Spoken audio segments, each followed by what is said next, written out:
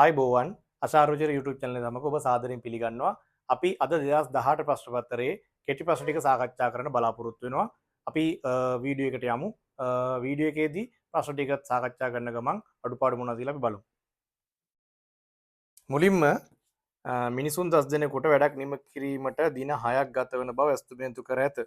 එමෙන් දෙගුණයක වැඩ නිම කිරීමට මිනිසුන් 8 දෙනෙකුට ගත වන දින ගන්න හොයන්න කියලා කියනවා. හරි. දින ගන්න හොයන්න. මිනිසුන් 10කට තොට මිනිස් දින මිනිස්සු වැඩි කිරීම දින සමානයි කේ නියතයක්. මිනිසුන් 10 දෙනෙකුට දින 6ක් ගත වෙනවා කියලා කියනවා. එතකොට අපිට නියතේනවා 60යි කියලා. හරි. එමෙන් දෙගුණයක වැඩ නිම කිරීමට. දැන් මේක වැඩි කරලා දෙගුණය කරගන්න ඕන. එතකොට 120ක වැඩ ප්‍රමාණයක් තමයි තියෙන්නේ. එමෙන් දෙගුණයක වැඩ නිම කිරීමට මිනිසුන් 8 දෙනෙකුට ගත වන දින ගාන කීයද කියලා. හරි. ආයෙ පාරක් මිනිස්සු වැඩි කිරීම දින සමාන කේ කියලා ලියමු. දැන් k වලට 120යි කියලා අපි හොයාගෙන තියෙනවා. මිනිස්සු 8 දෙනයි දින අපි x කියලා ගමු. දෙපැත්තම 8ෙන් බෙදන්න. 8ෙන් බෙදුවම ඔයාලට උත්තරයක් එනවා. 120ට 8 ඒවා 15යි. 8 වරක් 45.4ක් විතර 8 වරක් 8 4යි 12 120යි. එහෙනම් උත්තරය වෙන්නේ දින 15යි 15යි දින. ඔක තමයි 2018 පළවෙනි ප්‍රශ්නෙට උත්තරේ. දෙවෙනි ප්‍රශ්නය සාධක සොයන්න කියලා දීලා තියෙනවා 2x වර්ගය ධන x ඍණ 6. මෙතන පොඩි කතන්දරයක් තියෙනවා x වර්ගය ඉස්සරහා තියෙනවා ඉලක්කමක් දෙකේ ඉලක්කම. ඔයා මේ දෙකේ ඉලක්කමේ මේ 6 ගුණ කරන්න ඕන. එතකොට 6 වැඩි කිරීම 2 කියලා උත්තරයක් එනවා 12. දැන් සාමාන්‍යයෙන් අපි දැකලා තියෙන ගණන් වල x වර්ගය ධන x ඍණ 6 වගේ තිබුණොත් මේ මෙතන තියෙන අගයෙන් අපි ගුණ කිරීමක් කරන්නේ නැහැ. හැබැයි ඒකේ අදහස වෙන්නේ ඒක ඒ වෙලාවට පාවිච්චි කරේ නැහැ නෙවෙයි. ඒ වෙලාවේ ගුණ කරනවා. එතන එක තිබ්බොත් කොහොමත් එක් වරක් 6 6නේ. ඒ නිසා වෙනසක් වෙන්නේ. ඒ නිසා අපි ඒක නොසලකා හරලා තමයි ඒ වගේ ගණන් වල කරන්නේ. මෙතන එහෙම නෙවෙයි. මෙතන x වර්ග ඉස්සරහා දෙකේ ඉලක්කම තියෙනවා. ඒ නිසා මම මේ දෙකෙන් ගුණ කරනවා 12 කියලා. දැන් ගුණ කරාම 12 වෙන සාධක හොයන්න ඕනි.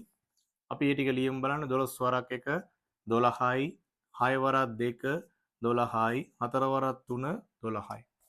දැන් මේ තියෙන සාධක වලින් සුළු කරාම මේ x එන්න ඕනේ. එහෙම නැත්නම් මෙතන ඉස්සරහ 1 එන්න ඕනේ. ධන 1.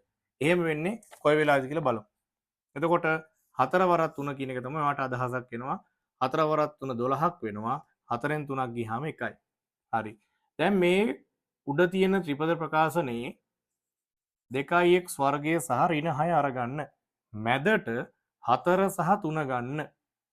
එතකොට 4යි 3යි අරගෙන ඉවරලා ලියන ඔය විදිහට. දැන් අනිවාර්යෙන් x අකුරු ලියන්න එපා. පැහැදිලිවම ඉතුරුලා තියෙන්නේ ධන. ඒ කියන්නේ මෙතන 4ෙන් 3ක් අඩු වෙලා ධන එකක් ඉතුරුලා තියෙනවා.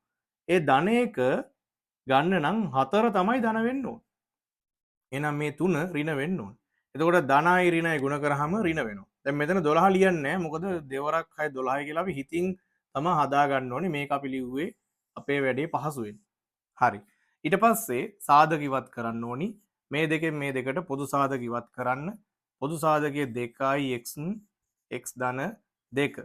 දැන් 2x කියලා ඉවත් කරනකොට මේ දෙන්නටම පොදු කෙනෙක්. මෙතන x එකක් ඉතුරු වෙනවා. මෙතන 4 දෙකෙන් බෙදුවාම 2යි x අකුර බෙදෙන්න වෙනවා. ඒ නිසා x නැතුව වෙනවා. නැවත ඔයාලට ගුණ කරලා බලන්න පුළුවන් මේක හරිද කියලා. දෙවරක් 1 2යි x වරක් 1 x වර්ගය. දෙවරක් 2 4යි x කියලා එනවා. මෙතනින් ගන්නවා ඍණ 3 එළියට. මේ ලකුණත් එක්ක ඍණ 3 ගන්න. ගත්තාම වාට එනවා x ධන 2. ඒ ධන 2 එන විදිය මම පැහැදිලි කරන්නම්. ඍණ 3 වරක් x ඍණ 3යි x ඍණයි ධනයි ඍණ. මෙතන ඍණනේ තියෙන්නේ. ඍණයි ධනයි ඍණ. හරි. දැන් වාට පේනවා මෙතන x ධන 2 කියලා එක වරහනකුයි මෙතන එක වරහනකුයි එනවා. ඒ තැන් දෙකේ එන වරහන් දෙක සමානයි. එක වගේ. x ධන 2යි x ධන 2 එක වගේ. ඒතර මම ඒක මේ විදිහට ලියනවා x ධන 2 කියලා. අනෙක් වරහන මේ විදිහට ලියනවා 2x ඍණ 3 කියලා. දැන් ඔයාලට උත්තරේ කොහොම එනවා? නැවත මේක ಗುಣ කරලා බලලා ඕනනම් නැවත මේ ಗುಣ කරලා මේ ප්‍රකාශනය අරගෙන මෙතෙන්ට එන්න පුළුවන්. පැහැදිලි? ඕක තමයි දෙවෙනි ප්‍රශ්නෙට එන්නේ. ඉතින් චුට්ටක් වෙලා යන ප්‍රශ්නයක් මේ පාර දෙවෙනි පේපර් දෙවෙනි ප්‍රශ්නෙට දීලා තියෙනවා 2018 දීලා තියෙන ඉඩ බැලන්ස් කරගෙන උත්තරේ හදා ගන්න ඕනේ. ඉතින් මේ දීලා තියෙන ඉඩ ටික ඔයාලට ඇති මේ විදිහට උත්තරේ ලියා ගන්න. මේකත් පැත්තකින් දීලා තිබ්බහම බලන කෙනාට සෑහීමකටපත් වෙන්න පුළුවන්. ඔයා මේක තර්කානුකූලව ගාන හදලා කියලා. හරි. ඔය විදිහට තමයි එන්නේ. මම ආයෙ නැවත මතක් කරන්න මේක ඔයගොල්ලෝ බලනකම් මෙතන දෙකේ ඉලක්කම 6න් ගුණ කරලා 12 කියලා හදා ගන්න ඕනි. ඒ 12ට සාධක හොයලිවලා අවසානයේ ධන x ඉතුරුලා තියෙනවා. එතකොට x එකක් ඉතුරු වෙන්න මේ වයින් කවුද ගන්න පුළුවන් කියලා අපි බලන්න ඕනි. 4 සහ 3 තමයි මේකට ගැලපෙන කෙනා. 4න් 3ක් අඩු කරාම ධන 1යි. ඒ නිසා අපි යාලව දාලා මේ විදිහට හදනවා. 6න් 2 අඩු කරාම 4 ඉතුරු වෙනවා. 12න් 2 අඩු කරාම 11ක් ඉතුරු වෙනවා. ඒතකොට මෙතෙන්ට ගැලපෙන්නේ නැහැ. හරි. අපි ওই විදිහට ඔහොමම යන් අපේ තුන්වෙනි ප්‍රශ්නෙට. තුන්වෙනි ප්‍රශ්නේ තියෙන්නේ රූපේදී තොරතුරු අනුව x වලගේ සොයන්න කියලා. ඔයාට තියෙනවා ත්‍රිකෝණයක් දීලා සුළු කෝණී ත්‍රිකෝණයක්. ඒ සුළු කෝණී ත්‍රිකෝණේ කෝණවල අගයන් දෙකක් දීලා තියෙන එකක් නම් ඉලක්කමකින් දීලා තියෙනවා. අනිත් එක ඔයාට VG සංකේත දෙකකින් දීලා තියෙනවා. අනිත් දෙක VG සංකේත දෙකක්. x වලගේ තමයි අහන්නේ.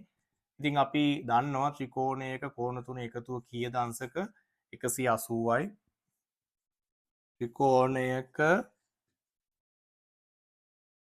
අභ්‍යන්තර කෝණවල ඓක්‍ය ඔය විදිහට එනවා.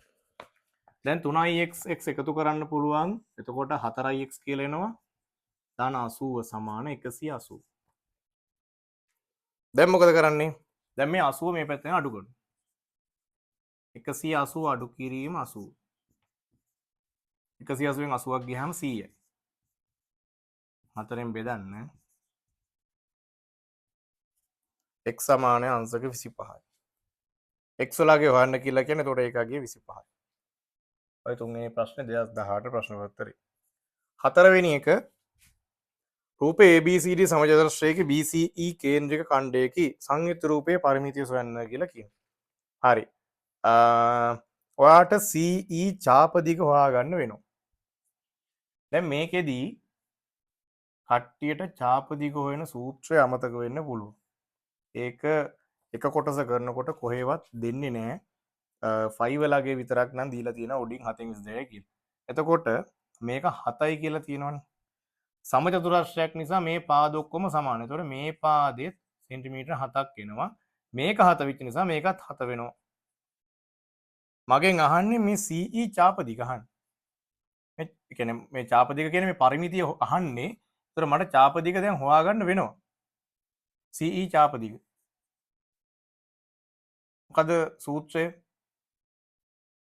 CE ඡාපදික හොයන සූත්‍රය. ඡාප දෙකක් හොයන සූත්‍රය තමයි 360න් θ 2ϕr. දැන් සමහර කෙනෙකුට මේ 300න් θ පිටිපස්සෙන් ලියන්න පුළුවන්. එහෙම නැත්නම් මෙතන මේ අංශ 90ක් තියෙන නිසා 4න් එක දාලා සුළු කරන්න පුළුවන්. ඒ ඕන විදියකට උත්තරේ ගන්න පුළුවන්. ඒ හදන විදිය හරි විදියකට දාලා කුමන ක්‍රමයකින් හැදුවත් ලැබෙන උත්තරේ එක සමානයි. r වලට දාන්නේ අපි 7. එතකොට පේනවා මේ 4ක් එනවා කියලා. කෙලින්ම කපමු අපි 90ට 1යි 300ට 4යි. දෙකට දෙකේ එක 4ට දෙකේව 2යි. 4ට 7 එක 4ට 7 එකයි. දැන් මෙතන මේ කැපිලා යනවා 22 කැපෙනවා 11යි. අවසාන උත්තරය වාට එනවා සෙන්ටිමීටර 11ක් කියලා.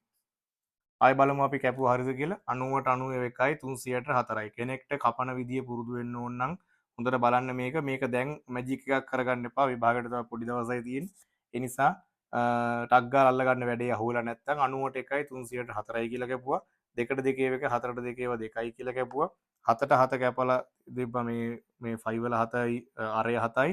ඊට පස්සේ දෙකට දෙකේව 1යි 11ට 22ට දෙකේව 11යි. අවසාන උත්තරේ 11 සෙන්ටිමීටර කියන මේ ඡාප දිගෙන් අවසාන උත්තරේ නෙවෙයි. ඊට පස්සේ අහන්නේ පරිමිතියනේ. අපි එක තැනකින් පටන් ගන්නවා වටේ දිගවල් ටික ගමු. පරිමිතියට අපි හඳුන්වනවා p කියලා. පරිමිතිය p. එතකොට 7ඒව කීයක් තියෙනවද? 1යි 2යි 3යි 4යි. 7ඒව 4ක් තියෙනවා. එකතු කිරීම 22. 7ඒව 4යි නෙමෙයි. 1යි 2යි 3යි මේකයි 4යි. මේ පාදේ ගන්නෙ නෑ. ඒක ඡාප දිග කේන්ද්‍රික ඛණ්ඩයයි මේ සමචතුරස්‍රයේ වැහිලා තියෙන පාදේ ඒක ගන්න නෑ. එතකොට 1යි 2යි 3යි 4යි 7ඒව 4ක් 28යි. අර ඡාප දිග 11යි කියලා එනවා. සෝරි 11යි. ඒතර 28යි 11යි 39යි සෙන්ටිමීටර කියලා. එතකොට මෙතනින් ලිව්වනම් අපි 39යි සෙන්ටිමීටර කියලා ඡාප දිග එනවා. මේ පරිමිතිය එනවා 39 සෙන්ටිමීටර කියලා ඡාප දෙක 11ක් හින්දා. හරි. මේ කේන්ද්‍රික ඛණ්ඩයේ ඡාප දෙක 11යි 7ඒව 4ක් වැඩි කරා. එතකොට 39 උත්තරේ. එහෙනම් හතරවෙනි ප්‍රශ්නේ ওই විදිහට එනවා.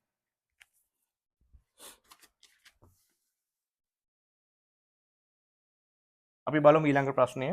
පස්වෙනි එක.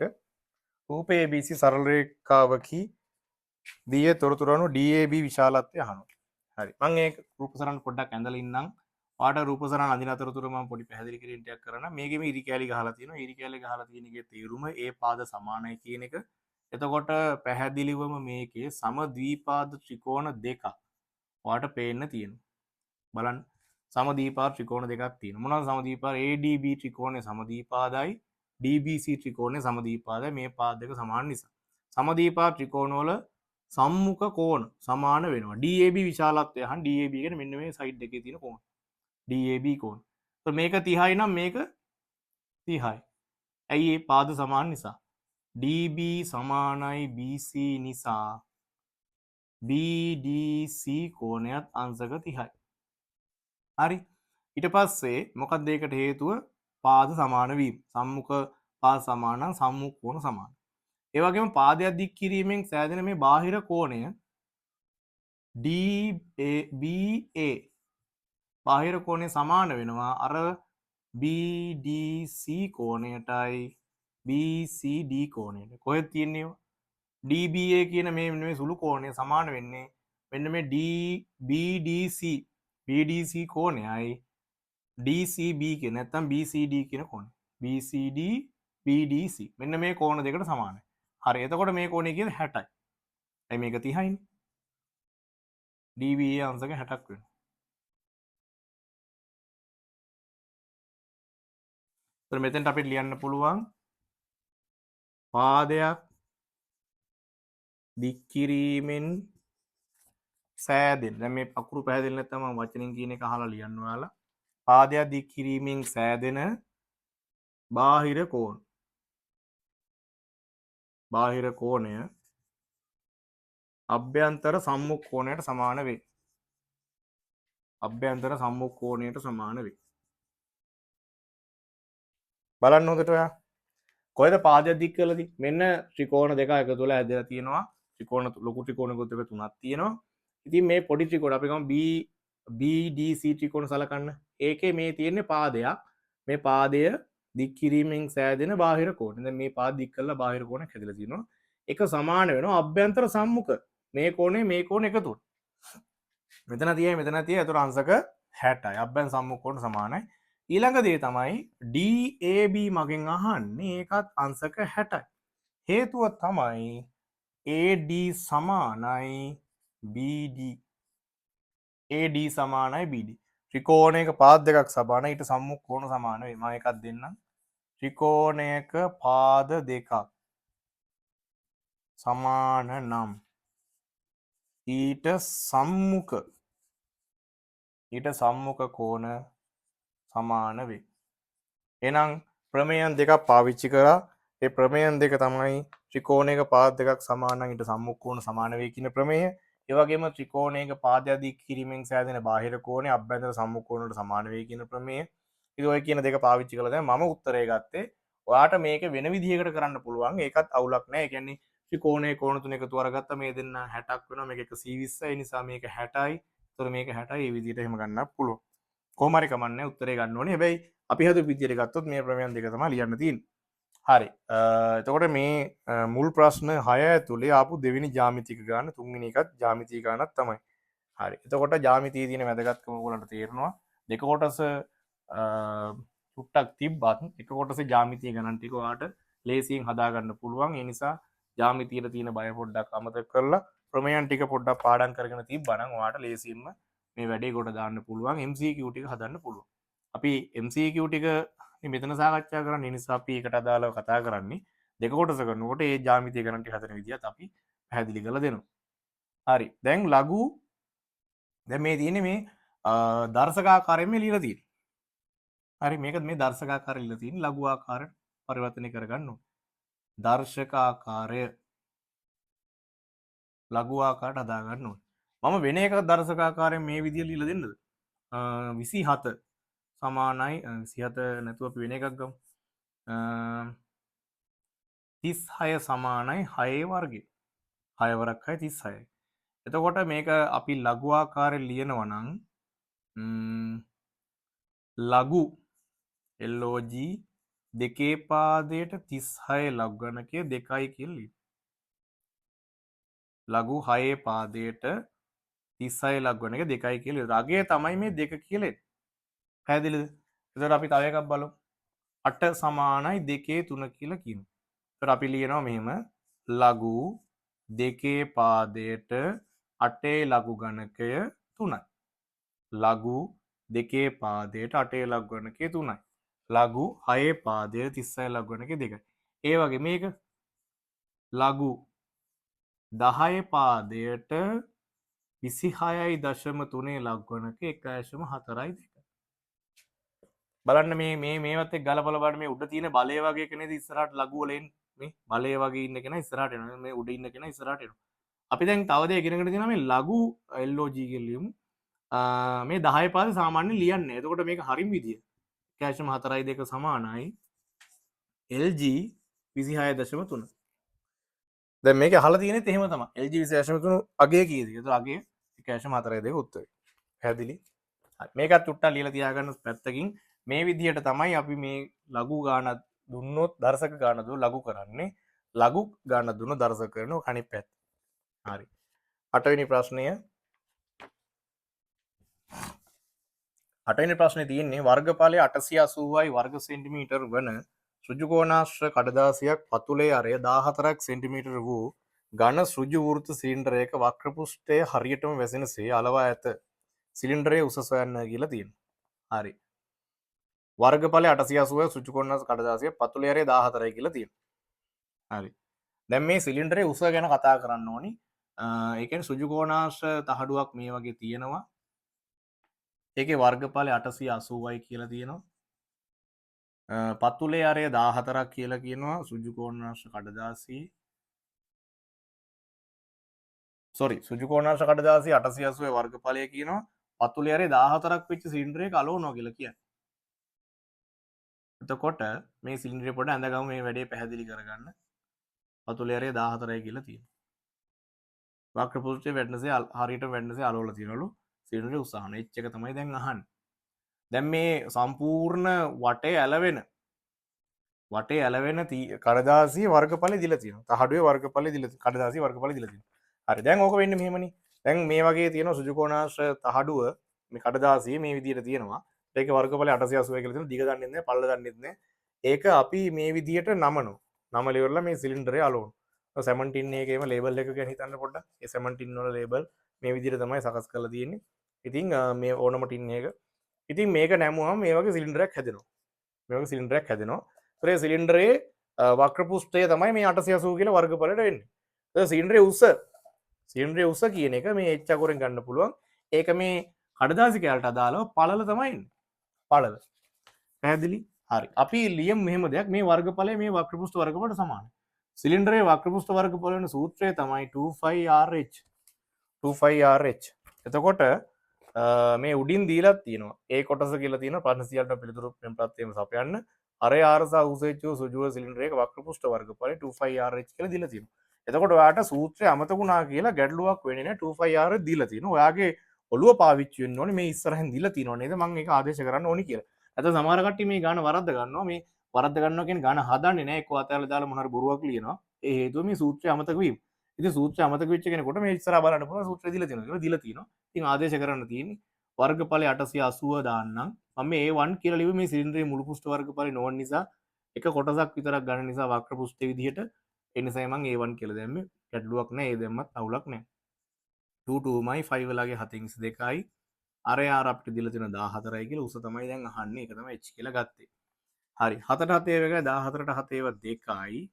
දැන් කැපෙනව මුකුත් මෙතන නැහැ. මම පරිස්සමට ඊළඟ පියවරට ලියා ගන්නවා මේ ටික කොහොමම. හරිද? එතකොට දැන් කෙනෙක්ට හිතෙන්න පුළුවන් ඇයි මේ ಗುಣ කරන්නේ නැත්තේ? මේ දෙකට මේ 22 කපන්න පුළුවන් නේද? නැත්නම් මේ දෙකට මේ දෙක කපන්න පුළුවන් නේද? පොඩ්ඩක් උඩින් තියෙන නිසා. එහෙම කැපීම් කරන්න බෑ. ඉරෙන් යට තියෙන දේවල් සහ ඉරෙන් උඩ තියෙන දේවල් විතරයි කපන්න පුළුවන්. එතකොට මෙතන අපි ඒ කපන්න ඕනි එක කැපුවා 7 සහ 14. ඉතුරු වෙච්ච ටික ඔය විදිහට පිළිවෙල ලිව්වා. ඊට පස්සේ අපි කරන්න ඕනි දේ තමයි දැන් h නෙවන්න ඕනි. මම මේ සෙට් එකෙන්ම බෙදනවා. 2 වැඩි කිරීම 22 වැඩි කිරීම 2. ඒක ಗುಣ කරලා ඉන්නේ නැහැ මම මගේ ලේසියට මම මෙහෙම ලියා ගන්නවා බලන්නකෝ. එහෙම ලේසියෙන් සුළු කරන විදිය. දැන් මේක කපා ගන්න ඕනි. දැන් ඉරෙන් යට ඉරෙන් උඩ කැපෙනවනේ. මේකට මේක කැපෙනවා. එපුණම් h සෙට් එකම කැපුවා. h එක මේ තනි වෙනවා. දැන් මෙහෙ තමයි සුළු කිරලා තියෙන්නේ. මම කපනවා මුලින්ම දෙකෙන්.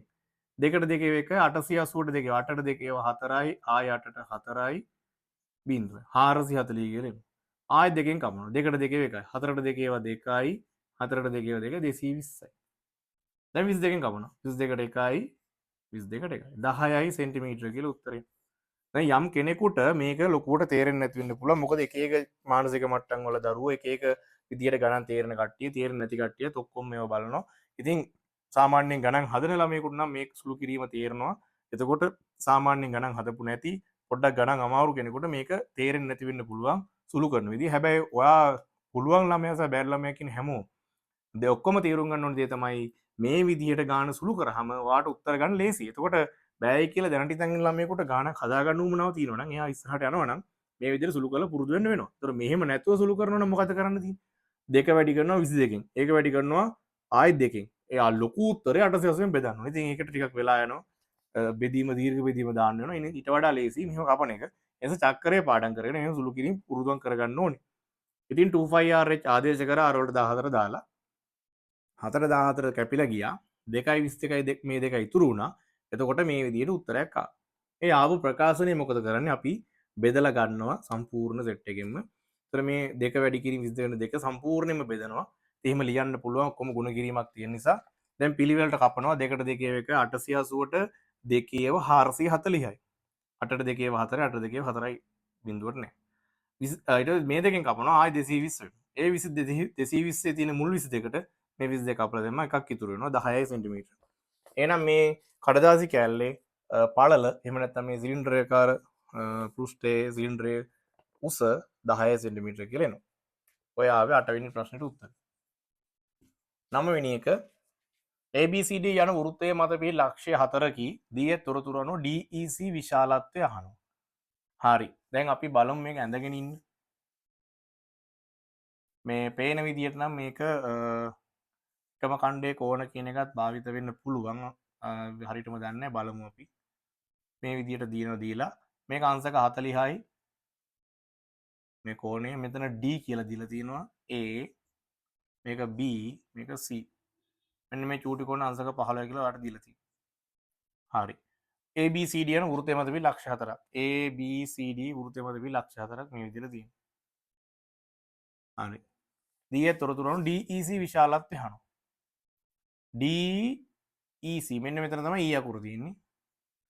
මෙන්න මේ කෝණය අහන්න. හරි. දැන් මෙතන 15ක් දීලා තියෙනවනේ. මේක 40යි. මේක 15 වෙනකොට DEC කියන මෙන්න මේ කෝණ. මෙන්න බාහිර කෝණ. මේ ත්‍රිකෝණයේ මේ CBD කෝණයයි CAD කෝණය සමානයි.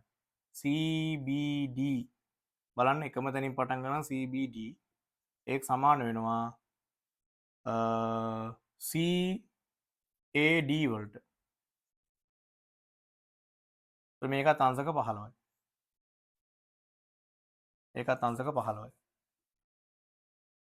ඒකට හේතුව එකම ඛණ්ඩයේ කෝණ. එකම ඛණ්ඩයේ කෝණ. එතකොට මේ දෙන්න එකතු මෙයාට සමානයි. ADE එකතු කිරීම ADE එකතු කිරීම DAE සමානයි DEC මගෙන් අහන කෝණය. දැන් DAE නැත්තම් CAD කියන්නේ කොහොමත් එකම කෝණ. මේ අංශක 15යි. ඒතර මේක 15යි. ඇයි මේ DAE මම ලිව්වේ DAE මෙතනින් නතර වෙනවා DAC කිව්වත් එකයි DAE කිව්වත් එකයි DAC කිව්වත් එකයි මේ කෝණයෙන් ගිහිල්ලා ඉවරයි.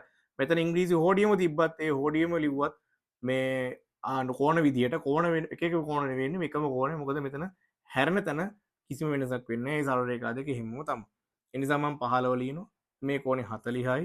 ඔය දෙන්න එකතුව තමයි DEC වෙන්නේ. මෙතනත් අර කතාව පාවිච්චි කරන අංශක 55යි. මොන කතාවද? ත්‍රිකෝණයක පාදයක් දික් කිරීමෙන් සෑදෙන බාහිර කෝණය අභ්‍යන්තර සම්මුඛකෝණට සමාන වේ කියන ප්‍රමේය.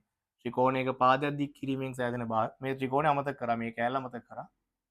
සෑදෙන බාහිර කෝණය අභ්‍යන්තර සම්මුඛකෝණට සමාන වේ කියන ප්‍රමේය පාවිච්චි කර. ඔන්න තවත් ජ්‍යාමිතිය ගාන. පුළුල් 9 ඇතුලේ තුන්වෙනි ජ්‍යාමිතිය ගාන. හරි. දැන් අපි බලමු ඔන්නම 10 වෙනි ප්‍රශ්නය. 2017යි 2016යි MCQ වලට සාපේක්ෂව 2018 MCQ ප්‍රශ්න පත්‍රය චුට්ටක් වෙලා යන ගණන් ටිකක් තමයි මුල් ටිකට දීලා තියෙන්නේ. එතකොට ඒක ඔයාට අර ප්‍රශ්න පත්‍ර දෙක කරපු කෙනෙකුට තේරෙනවා මම මේ කියන කතාව. හරි. මේක නම් ලේසි වර්ග දෙක අන්තරය තියෙන්නේ. වර්ග දෙකක අන්තරය x වර්ගෙ ඉන්න 36. දැන් මොකද කරන්නේ? මම එක පියවරක් අවශ්‍ය නම් ලියලා ඉන්නම්. ඕන කෙනෙකුට තේරුම් ගන්න. මේක වර්ග කරන විදිහට දෙන්න පුළුවන්. 36 කියන්නේ 6 වර්ගය. දැන් වරහන් දෙකක් ලියන්න. වරහන් දෙකක් ලියලා දැන් මේ වර්ග දෙක අන්තරය කියලා කියන්නේ මම මේ කොටසට විතරයි. මේ කොටසට විතරයි නැත්තම් මේ මේ සමාන ලකුණක් එක්ක බිඳුවක් තිබ්බම මේක සමීකරණයට සෙට් වෙනවා. අපි ඉතින් පස්සේ ඒක කතා කරමු. මේ කොටස වර්ග දෙක අන්තරේ තියෙන්නේ. මම තාම ලියන්නේ වර්ග දෙක අන්තරේ. x අකුරු දෙකක් තියෙනවනේ එක එක දානවා මෙහෙම. හයි ඉලක්කම් දෙකක් තියෙනස එක එක දාන. එකක් ඍණ අනික ධන. දැන් ඔයා මුලින්ම ධන ලියලා දැන් මම මුලින්ම ඍණනේ මෙතන. මේක ඍණ මේක ධන කියලා. මුලින්ම ධන ලියලා පස්සේ ඍණ ලියුවා කියලා ගැටලුවක් නැහැ. ඒව ප්‍රශ්න නෙවෙයි. ඒ කියන්නේ මුලින්ම ඍණ දාන්න ඕනි නැත්නම් මුලින්ම ධන දාන්න ඕනි. එහෙම මතක තියාගන්න එපා. එකක් ධන වෙද්දී අනික ඍණ වෙනවා. එකක් ධන වෙද්දී අනික ඍණ වෙනවා. ඒත් අපේ කට්ටිය අනවශ්‍ය දේවල් තමයි මතක තියන්නේ. ඒකට ඊට පස්සේ තමයි ගණන් අමාරුයි කියලා කියන්නේ. හරි. දැන් මේක දැන් සමීකරණයනේ. දැන් වර්ග දෙක අන්තරේ කතන්දරේ මේක අරගත්තා. දැන් මෙතනින් එහාට ඒක වළංගු වෙන්නේ නැහැ. එතන දැන් සමීකරණයක් තියෙනවා. ඒ සමීකරණේ සාධක තමයි මේ තියෙන්නේ.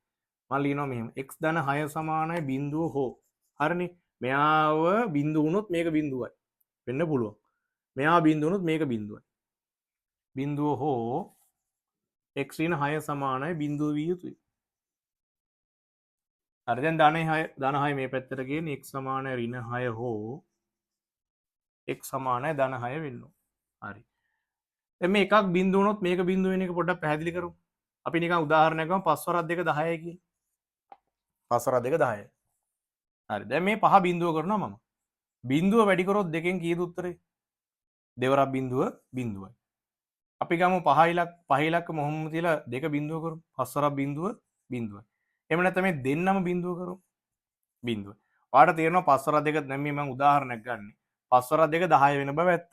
හැබැයි එක්කෙනෙක් හරි බිඳුව වුණොත් 10 වෙනවද උත්තරේ කියලා? නෑ. බිඳුව වුණොත් බිඳුව වරක් 2 බිඳුවයි. අපි 5 එන්නම තියලා දෙක බිඳුව කරමු. 5 වරක් බිඳුව බිඳුව. දෙන්නම් බිඳුව කරොත් බිඳුව. එහෙනම් බිඳුව වෙන්න පුළුවන් ආකාර තුනක් තියෙනවා. ඒ තුනෙන් අපි කොයිකද කියලා දන්නේ නැති නිසා අපි දෙකම ලියනවා. x ධන 6 සමානයි බිඳුව හෝ x ඍණ 6 සමානයි බිඳුව විය යුතුය. එහෙම නැත්නම් මේ දෙන්නම් බිඳුව වෙන්න ඕනේ. දෙන්නම් බිඳුව වෙනවා නම් ඒකට ඕනේ උත්තරත් මෙතන තියෙනවා. ඒකයි අපි තුන්වෙනි පාරසවේ ලියන්නේ නැත්තේ. මේ දෙක විතර නතර වෙන්නේ. ධන 6 ලියලා මේ පැත්තට ගේනවා ඍණ 6ක් වෙනවා. මේ ඍණ 6 ගේනවා මේ පැත්තට ධන 6ක් වෙනවා. එතකොට x ඍණ 6 හෝ x සමානයි 6 කියලා උත්තරයක් එනවා.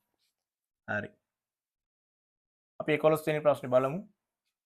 ඒකාකාර ශීඝ්‍රතාවයකින් ජලය ගලා යන නලයකින් ධාරිතාව ලීටර් 480ක් වූ ටැංකියක් සම්පූර්ණයෙන්ම ජලයෙන් පිරීමට මිනිත්තු 8ක් ගත වේ. නලයෙන් ජලය ගලන ශීඝ්‍රතාවය සොයන්න. හරි. ඔන්න ශීඝ්‍රතාවයේ ගානක් ශීඝ්‍රතාවය සමානයි ධාරිතාව නැත්නම් වෙනස් වන ජල පරිමාව බෙදීම ගත වූ කාලය. ওই විදිහට තමයි මේක එන්න ඕනි. ඉතින් ආය ඒකක සහිතව ආදේශ කරන්න 480 ලීටර් මිනිත්තු 8ක් ගත වේ කියලා කියනවා. 8යි මිනිත්තු අපි MIN කියලා ලියමු. දැන් සුළු කරන 8 8 1 48 8 6යි 60යි ලීටර් MIN ඍණ 1. මිනිත්තුවට ලීටර් 60යි. 60යි මිනිත්තුවට ලීටර්. සිංහල ලියන නම් ওই විදිහට ලියන්න ඕනේ. 8 වරක් 48 නිසා. ශීඝ්‍රතාවය සමාන වෙනස් වූ ධාරිතාව බෙදීම ගත වූ කාලය ඒක සහිතව ආදේශ කරන්න. ඒක ශීඝ්‍රතාවට උත්තරයක් වෙනවා මිනිත්තු ලීටර් 60යි. හරි. 12 වෙනි ප්‍රශ්නය.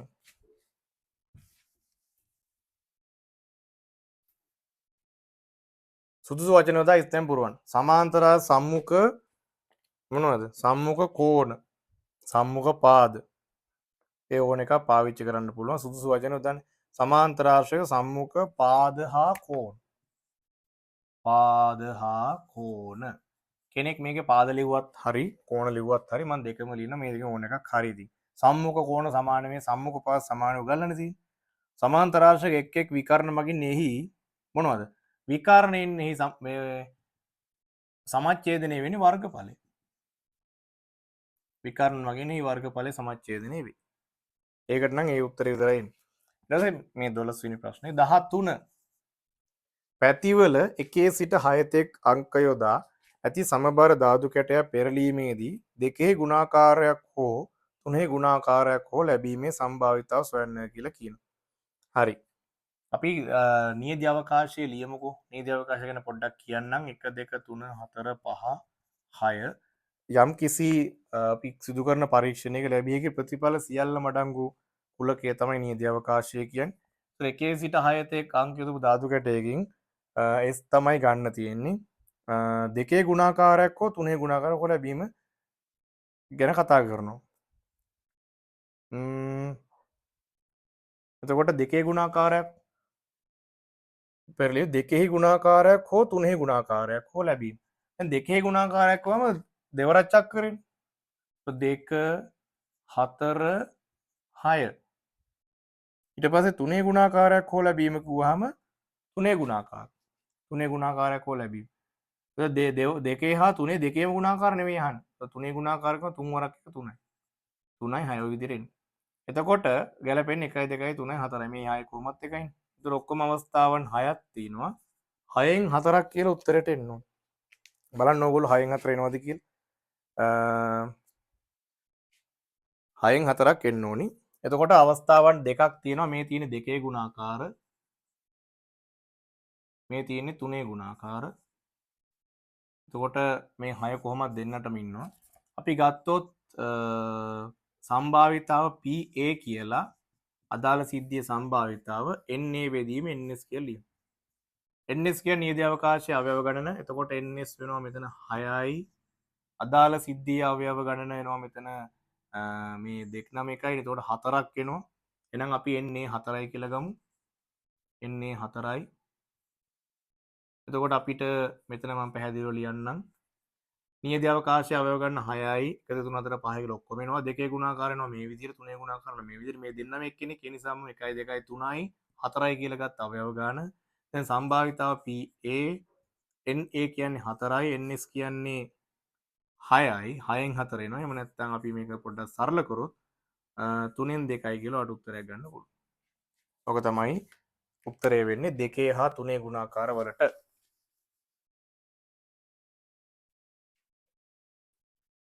13 වෙනි ප්‍රශ්නය. 14 වෙනි ප්‍රශ්නය නැවත වරක් ජ්‍යාමිතිය ගානක්. දැන් ජ්‍යාමිතිය ගණන් කීයක්ද අපි හැදුවේ? මම හිතන්නේ මේ අපි හදන 4 වෙනි ජ්‍යාමිතිය ගාන. ඒතර මුල් ගණන් 14 ඇතුලේ 4 වෙනි ජ්‍යාමිතිය ගාන අපිට හම්බ වෙනවා. 15 වෙනි එක නෑ. මුල් ගණන් 15ට ජ්‍යාමිතිය ගණන් තියෙනවා 1යි 2යි 3යි 4යි. ත්‍රිකෝණ ජ්‍යාමිතියට අදාළව දෙකකුයි වෘත්ත ජ්‍යාමිතියට අදාළව දෙකකුයි තමයි පෙළගස්වලා තියෙන 2018 ප්‍රශ්න පත්‍රේ. මෙන්න මේ කෝණ x කියලා දීලා තියෙනවා. PQ විස්කම්බයක් කියලා කියනවා. මේවා ගානක් හදනකොට බලන්න විස්කම්බය ගැන සඳහනක් දීලා තියෙනවා. මොකද විස්කම්බය ගැන කතා කරනවා නම් විස්කම්බය දෙකලවරින් වෘත්තයම තාපාත කෝණය අනිවාර්යයෙන්ම සුජු කෝණයක්.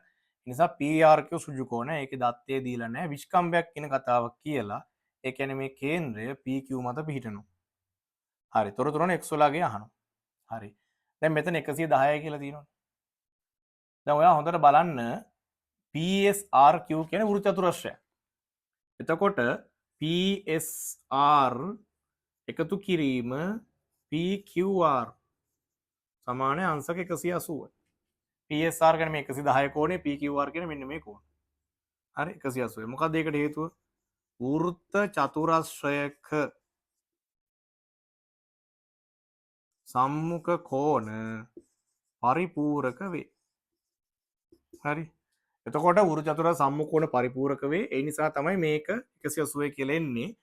වෘත්ත චතුරස්‍රයක් වෙන නම් ශීර්ෂ හතරම චතුරස්‍රයේ ශීර්ෂ හතරම වෘත්තය මත පිහිටන්න ඕනේ. හරි. දැන් PSR 110යි. PQR හොයාගන්න ඕනේ. 180යි.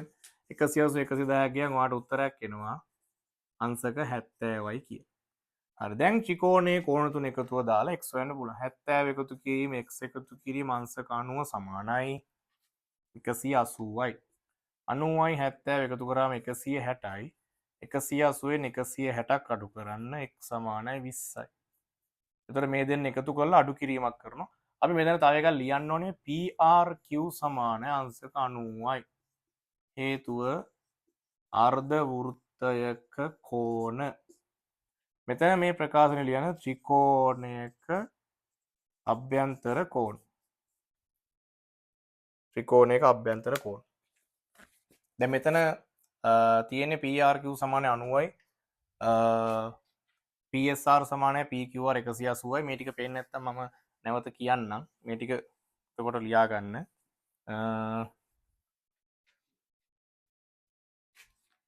මෙතන ඉන්නේ උත්තරේ x වලගේ 180න් අඩු කරන 160ක් 20යි කියලා එනවා. x වලගේ 20යි. එතකොට මේ කෝණේ 20යිනේ. මේක 20යිනේ. එතකොට මේ අංශක 20ක් එනවා. ඊළඟ කතාව තමයි මෙතන මම ලිව්ව එක PRQ නේ මම කටින් කියන්නම්. ඔයගොල්ලෝ ලියා ගන්න මේ රෙකෝඩ් එක බලනකොට PRQ වලගේ 90ක් වෙනවා අර්ධ වෘත්තයක කෝණ අර්ධ වෘත්තයක කෝණ කියලා ලියා ගන්න. ඊළඟට මෙතන PSR PQR 180ක් වෙන්නේ මෙතන වෙන්නේ මේතන තියෙන ප්‍රශ්නේ තමයි වෘ චතුරස්‍රයක් තියෙනවා. ඒකේ සම්මුඛ කෝණ පරිපූර්ණක වෙනවා. ඉතින් අපි ඒකට දාලා උත්තරය ගත්ත 70ක් වෙනවා. ත්‍රිකෝණයක අභ්‍යන්තර කෝණ කියන කතාව දාලා 20 ගත්තා. එමයි එන්නේ. හරි. අපි බලමු 15 වෙනි ප්‍රශ්නය. එතකොට ප්‍රමේයයන් තුනක් පාවිච්චි කරලා ත්‍රිකෝණයක අභ්‍යන්තර කෝණ එකතු 180යි. වෘ චතුරස්‍රයක සම්මුඛ කෝණ පරිපූර්ණක වේ. ඊළඟට අර්ධ වෘත්තයක කෝණ අංශක 90. එහෙනම් ඒ ටික පුළුවන් වුණොත් තමයි වාට ඒ ගාන හදන්න පුළුවන්. ලකුණු දෙකක් තමයි හම්බෙන්නේ. මේ වගුවට අනුව රුපියල් ලක්ෂ 8ක වාර්ෂික ආදායමක් ලබන තැනැත්තෙකු ගෙවිය යුතු ආදායම් බද්ද අහනවා. දැන් ලක්ෂ 8ක් කියන එක ඇතුලේ පළවෙනි ලක්ෂ 5 බද්දෙන් නිදහස් 5 අයින් කරාම තව ලක්ෂ 3ක් තියෙනවා. මේ ඔක්කොම ලක්ෂ හොඳේ. ලක්ෂ. එතකොට පළවෙනි ලක්ෂ 5 නිදහස් වෙනවා. ඊළඟට ලක්ෂ 3ක් තියෙනවා. ඒකට 104ක් ලක්ෂ 5කට තමයි 104ක් ගහන්නේ දෙවෙනි ලක්ෂ 5ට. ඒ කියන්නේ ලක්ෂ 5 ලක්ෂ රුපියලේ ඉඳන් ලක්ෂ 10 වෙනකන්. එයා එච්චර හම්බ කරන්නේ. තව ඉතුරු 3යි. අපි ඒකට ගමු. එහෙනම් ලක්ෂ 3ක් සඳහා බදු මුදල ලක්ෂ 3කට 100ට කීයක්ද අපි මේ බදු අය කරන්න? මේ බදු වකුවේ තියෙනවා 104ක් ගන්නවා. හරි. එතකොට මේ බින්දකට බින්දකක් කැපෙනවා. 3000 වැඩි කරන්න 4ෙන් 0.3 වෙනම ගුණ කරන්න 4 වරක් 3 12. රුපියල් 12000ක් උත්තරේ එනවා. දැන් මේ තියෙන්නේ 15 වෙනි ප්‍රශ්නය.